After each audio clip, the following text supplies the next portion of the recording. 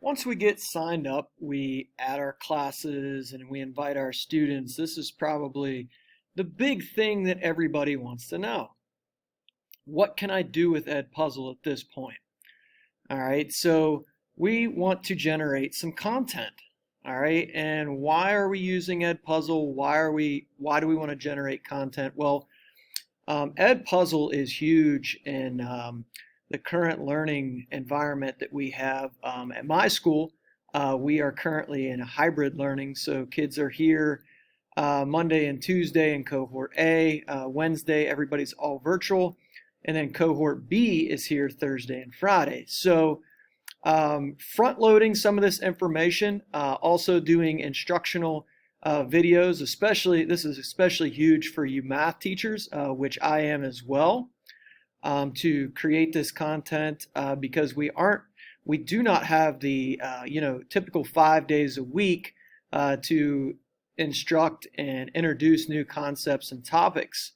So EdPuzzle is a great way to do that and keep your students engaged in the learning process.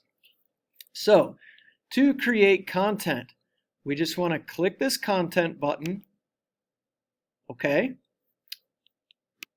Once we click the content button, then over here you will see some different things that you can choose from, and you can see that there's certain things trending in math, videos that are already up here like under favorites and things. So let's just take a look real quickly. So you got your home page, which we're currently on them. Curriculum.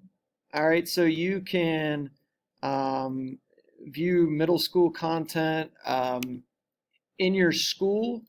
If there are other educators in your school using EdPuzzle, they have probably uploaded some already created videos and content into the school library, and then your content.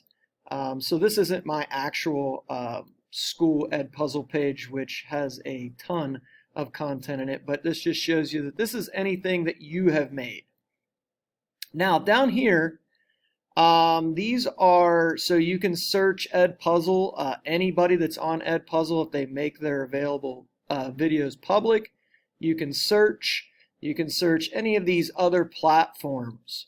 Okay, so basically any video that's out there on the internet, for the most part, you can turn it into an EdPuzzle. In my school district, we have to make sure that that video is something that is made for kids, or it is not a good idea to do that. So if I want to search, for instance, EdPuzzle, all right, for things that are already made. So let's do something that's coming up for me here. Let's do adding fractions. So if I click adding fractions, I already know some of the videos that students find entertaining and engaging, and this Math Antics guy is one. So I usually look at those first. A lot of times the cons are a little bit monotonous for the students, but I have some other educators that I follow that provide good content. Now, let me say this, in the hybrid learning environment or virtual or any learning environment, it is always good for your students to see you more than they see just random people. And we know that you get busy, and sometimes it's just it's not feasible to create thousands of videos, but if at all possible, create your own videos. So I'm going to show you. So for instance, if I clicked on this video, all right, and you can see that somebody has already turned this video into an EdPuzzle. So right down here, anywhere where I see one of these little things, that means that there's a question added in. And if I want to, I can edit this video and change it to my liking.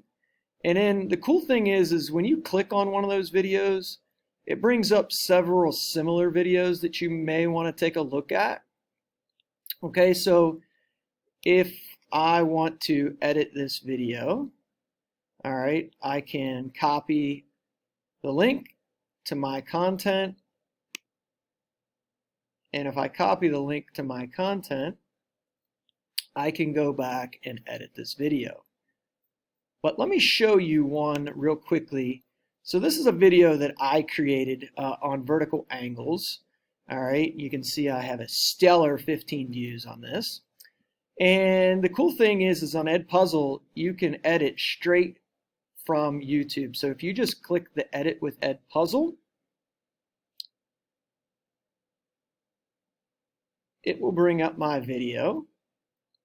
And I can cut the video, I can do a voiceover if I want, but more often than not, I will add questions. So for instance, if I started this video, hey guys, what's up? It's Mr. Stubbs coming to you live from Ridgeview Step Junior High. And let's say after 8 seconds, which is probably not a good idea, but if I want to add a multiple choice question, at that point, I can create a multiple choice question. If I wanted to ask an open-ended question, I could do that. Or if I just want the students to remember something, I can create a note. I can do that textually or, an audio note. So I'm going to create an open-ended question right here. Where am I coming live from in this video? Okay, and then I would click save and then continue. It's a beautiful 2-hour delay day for our students. All right, so if I go back to the beginning of this video, all right, so let's start it over. Hey guys, what's up? It's Mr. Stubbs. So this is what the students will see. And then at the 8-second mark, that question will pop up for the students to answer. I always put the video on do not allow the students to skip. That way I know that the students are watching the video all the way through, because at the end I will get the results of what % of the video the students watched and how many of my questions they answered, along with how many they answered correctly or incorrectly. So it's easy to give students feedback as well, but also in this like hybrid learning environment, especially when you're counting on junior high students to watch your instructional video, it's always good to have that information, when you give an assessment, to go back and say, hey, look, you only watched 40% of these videos, so that could be part of the issue. But I love the fact that it keeps track of how much they watch and then what they answer, and they can't skip over it. So this is a great feature of EdPuzzle. So once you're done, if I'm done, I can, which, you want to put 5 or 6 questions in a video like that at least, just to make sure the students are staying engaged, all right, with the video. And then once you're finished, all right, you can assign this video. If I want to assign this video, it's pretty easy.